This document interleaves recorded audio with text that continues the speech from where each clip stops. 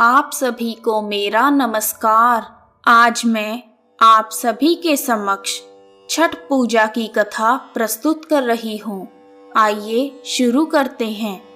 एक बार एक बूढ़ी अम्मा अपने बेटे, बहू तथा पोते के साथ रहती थी।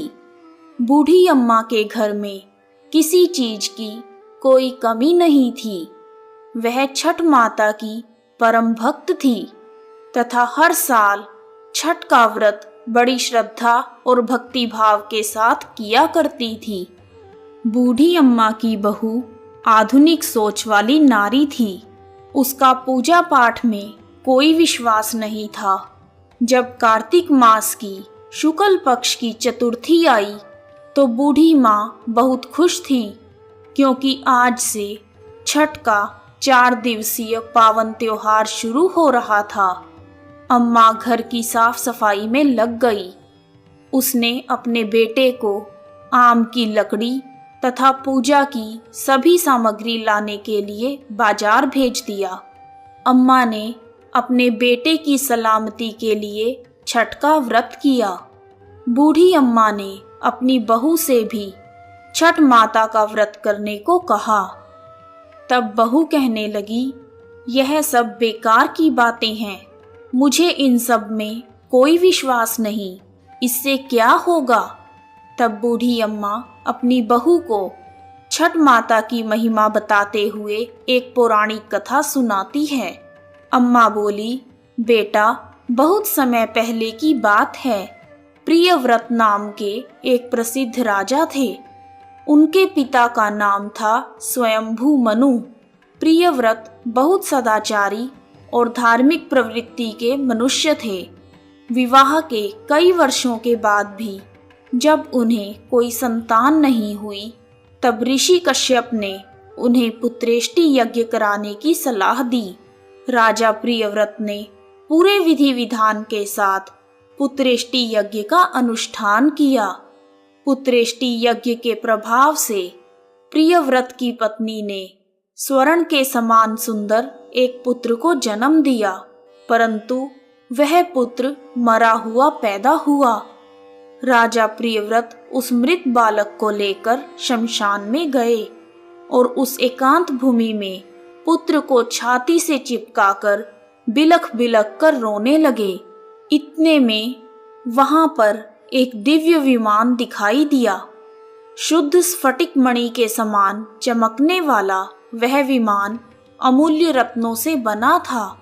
उस विमान पर बैठी हुई मन को मोह लेने वाली एक परम सुंदरी देवी को राजा प्रियव्रत ने देखा। उस देवी को देखकर राजा ने बालक को भूमि पर रख दिया और बड़े आदर के साथ देवी की स्तुति की। वह देवी स्कंद भगवान की प्रिय पत्नी षष्ठी देवी थी। उनका शांत विग्रह ग्रीष्मकालीन सूर्य के समान चमचमा रहा था। उन्हें प्रसन्न देखकर राजा ने पूछा, हे देवी, तुम कौन हो? राजा प्रियव्रत की बात सुनकर देवी ने उनसे कहा, राजन, भगवती मूल प्रकृति के छठे अंश से प्रकट हुई मैं देवी षष्ठी हूँ और इस संसार में छठ माता के नाम से प्रसिद्ध हूँ। इस प्रकार कहकर छठ माता ने उस बालक को उठा लिया और अपने प्रभाव से उसे पुनः जीवित कर दिया। जब राजा ने देखा तो वह स्वर्ण के समान सुंदर प्रभाव वाला बालक हंस रहा था। अभी राजा प्रियव्रत उस बालक की ओर देख ही रहे थे कि छठ माता उस बालक को लेकर आकाश में जाने लगी। यह देखकर राजा के कंठ, होठ और तालू सूख गए। उन्होंने माता की स्तुति की। तब प्रसन्न हुई माता ने कहा, तुम सर्वत्र प्रकृति यानी सूर्य, उषा, जल तथा वायु की पूजा कराओ और स्वयं भी करो। प्रकृति की आराधना से तुम और समस्त संसार वर्ष भर सुखी, स्वस्थ और निरोगी रहेंगे और दीर्घायु को प्राप्त होंगे। तब राजा प्रियव्रत ने सूर्य, उषा, जल, वायु तथा छठ माता का व्रत किया और पूजा की, जिससे प्रसन्न होकर छठ माता ने राजा को उनका पुत्र दे दिया। तब से कार्तिक शुक्ल पक्ष की षष्ठी के अवसर पर सूर्य, उषा, प्रकृति, जल, वायु तथा छठी मैया की पूजा की जाने लगी। तब बूढ़ी अम्मा ने बहू से कहा, बेटी, छठ माता की महिमा तो ऐसी है कि स्वयं भगवान श्री राम तथा सीता माता ने भी छठ का व्रत करके भगवान सूर्यदेव का आशीर्वाद प्राप्त किया था। महाभारत काल में दानवीर कर्ण और पांडव भी छठ का व्रत किया करते थे। यह सब सुनकर वह आधुनिक युग वाली बहू बोली, ये सब मनगढ़ंत कहानियां हैं, मैं इन पर विश्वास नहीं करती। यह सुनकर बूढ़ी अम्मा छठ माता से क्षमा मांगने लगी और बहू को फिर से समझाने की कोशिश करती है कि बेटी, हजारों सालों से चली आ रही इस परंपरा का मजाक मत उड़ाओ तथा तुम भी मेरे पोते की दीर्घायु के लिए छठ माता का पूजन करो। बूढ़ी अम्मा की बातों को सुना अनसुना करके बहू वहां से चली गई। बूढ़ी अम्मा ने बड़ी श्रद्धा के साथ नहाए खाए का दिन किया और उधर बहू ने पूरा दिन घर के बाहर मौज मस्ती में बिता दिया। अगले दिन छठ के पर्व का दूसरा दिन यानी कार्तिक मास की शुक्ल पक्ष की पंचमी आई, जिसे खरना या लोहंडा के नाम से जाना जाता है। संध्या काल में जब अम्मा ने बहू को खीर रोटी का प्रसाद दिया तो फिर से बहू ने कहा, माँ, इतना कठिन निर्जला व्रत क्यों कर रही हो? अपने शरीर को कष्ट क्यों दे रही हो? इसका तुम्हें क्या फायदा होगा? यह सुनकर बूढ़ी अम्मा ने बहू को फिर से छठ माता की महिमा समझाने की कोशिश की, परंतु बहू ने उन सभी बातों को अनसुना कर दिया और अपने कमरे में जाकर सो गई। वैसे तो बूढ़ी माँ कई साल से अपनी बहू को छठ माता की महिमा बताने की कोशिश कर रही थी और हर साल उनकी बहू इसी प्रकार सुना अनसुना कर देती थी, परंतु इस बार ना जाने क्यों अम्मा का दिल बहुत घबरा रहा था और वह बार बार छठ माता से प्रार्थना कर रही थी, माँ, यह बच्ची नादान है, इसे क्षमा करना। यह आपकी महिमा को नहीं जानती, माँ, इसे क्षमा करना। अगले दिन कार्तिक मास की षष्ठी थी।